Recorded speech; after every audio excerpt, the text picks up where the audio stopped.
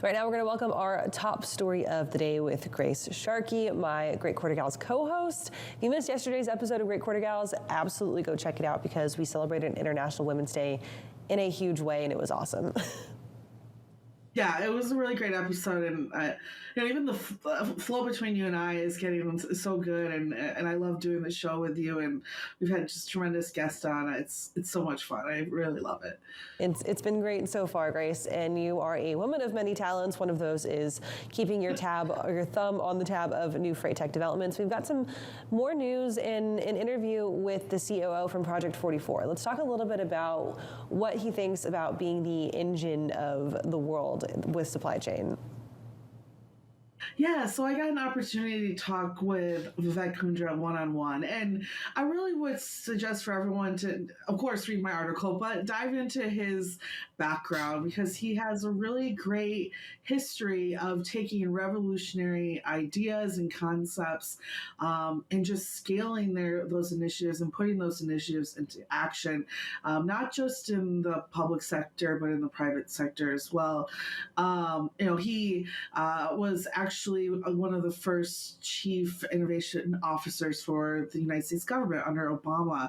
And he was a big piece of getting our government alone on the cloud, which, I've kind of wrote articles in the past on the U.S. and where we stand as a government and artificial intelligence and just where we are technology-wise compared to the rest of the world, because that kind of stuff is important, especially when we're looking at situations that we're currently seeing over in the Ukraine and Russia. But he was a big piece of that and implementing that and seeing that forward through the Obama administration, which is definitely impacting the way that our government is working today. He's worked with a company called Sprinkle, and it helped bring them to IPO status. So, it's interesting to see him come to Project 44 now. We did get an opportunity to talk about when and if they would be going public, something that Jason DeVoe has talked to me about in the past as well. And they're pretty open to discussing that. And, his response is really great. Anyone who's taking that role on was basically, that's something that's, for us, it's just fundraising, right? But we're concentrated on making sure that if we do go public, like any company that is, we need to have sustainable long-term growth. So I'm really excited to see how he comes into the company, builds a really strong infrastructure of leaders and departments, and it really expands on what Project 44 is already doing for its customers, but moving into different markets and different sectors, whether that's even government as well or other markets, should be really exciting to see. And, he's just like everyone else. I love to interview people that come from a space outside of transportation just to see what their thoughts are. And just like most people, they're awestruck by, how vast this industry is and how many different ways they can help. And someone like him, who's been a part of, the government in the past, it's not just about moving our goods that, we're purchasing online every single day, but also pharmaceuticals and making sure that other regions across the globe who might not have the best infrastructure still have the ability to get medicine, food, water, everything to them in a timely fashion as well.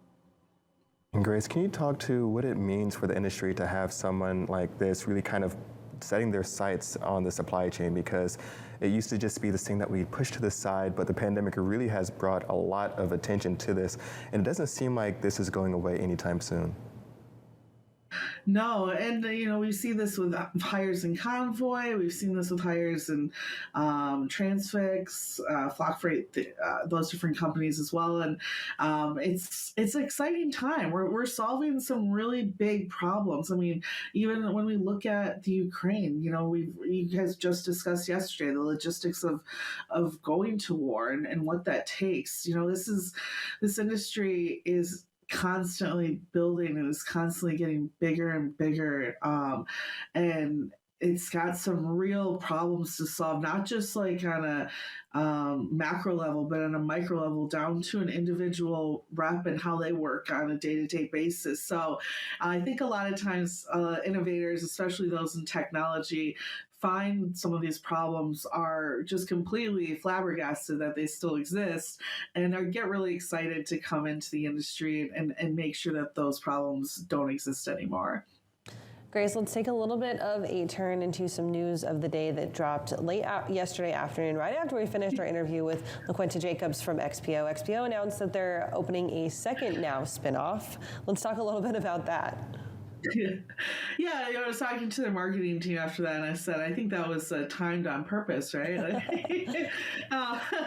But no, and that's what Brad likes to do. He always drops this news right at the end of the day, which we should have saw coming. But yeah, big news out of them. So we've already seen them have the spinoff of GXO this last year, but now they're actually talking about becoming a pure play LTL provider, which is really interesting. They're looking to spin off or possibly sell pieces of looking to sell pieces of their intermodal and drayage operations, which is really great. Sounds like they're already in talks with someone for that. So I'm really interested to see who's looking to get their hands on that. But also their truck brokerage, right?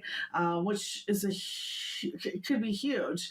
And then on top of that, getting rid of their European operations would just basically mean that XPO would be focused purely on LTL within North America as well. And they would be competing really well against them too. I believe that their operating ratio is 86.3% in this last quarter, compared to the next one, which would be Old Dominion at 73.4%, which shows you that, if they can drop those pieces off, that pure play is going to be pretty great for them in the long run too. So I'm personally, of this whole thing, really excited to see who's grabbing this drayage piece, if there's already someone in the talks for that.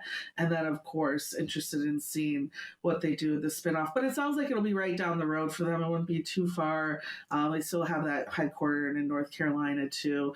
But makes sense for their stockholders and really just creating more value for them as well.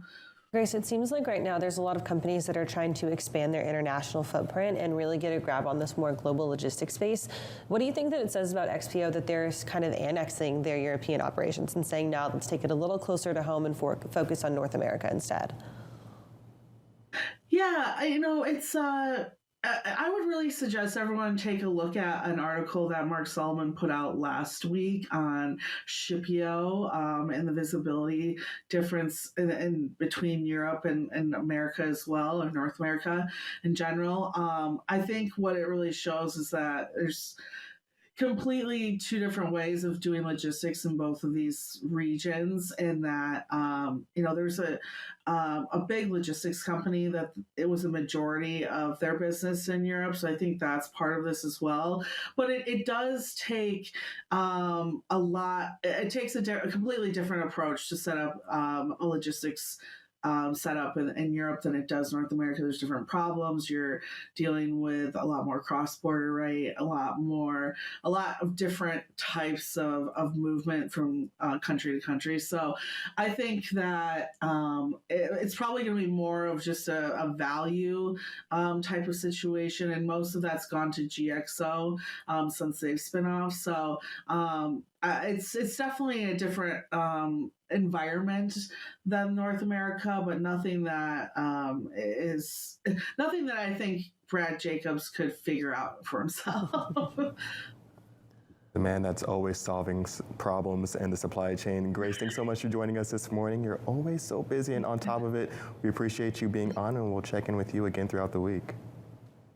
Thanks, guys. Have a good one.